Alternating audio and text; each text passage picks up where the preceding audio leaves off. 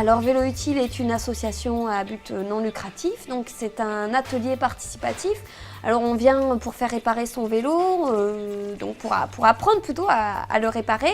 C'est un atelier qui s'inscrit aussi dans la récupération et dans le recyclage, puisqu'on récupère donc des vélos qui peuvent être abîmés, désossés, vandalisés. Voilà, les riverains nous déposent des fois des dépouilles ou ce qui reste de leur vélo, et puis avec plusieurs pièces de différents vélos, on va reconstituer un vélo.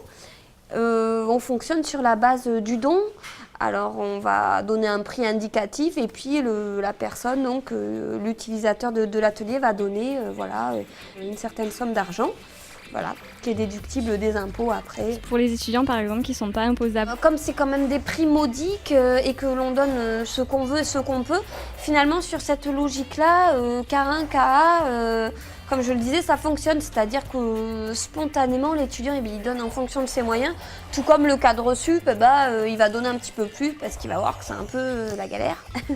Et est-ce qu'il faut être adhérent pour faire réparer son vélo? Non, alors l'adhésion n'est pas systématique, puisque nous, l'adhésion, on le voit vraiment comme un engagement, un coup de cœur pour l'association. Mais c'est pas compliqué du coup de rentrer dans vos frais si il n'y a pas de prix fixe? Alors c'est aussi le revers de la médaille.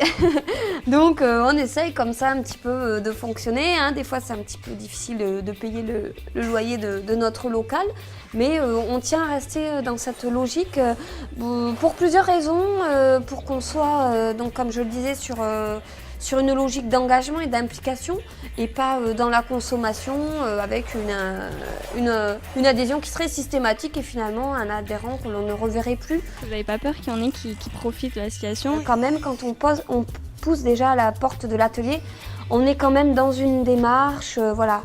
On est quand même, oui, dans une éthique, dans le respect de certaines valeurs. On peut nous dire, bon, il y a ces associations-là avec leur vélo, après tout, il y a le vélo en libre-service. D'accord. Maintenant, le vélo en libre-service, c'est quoi? Est-ce que c'est à la portée de tout le monde?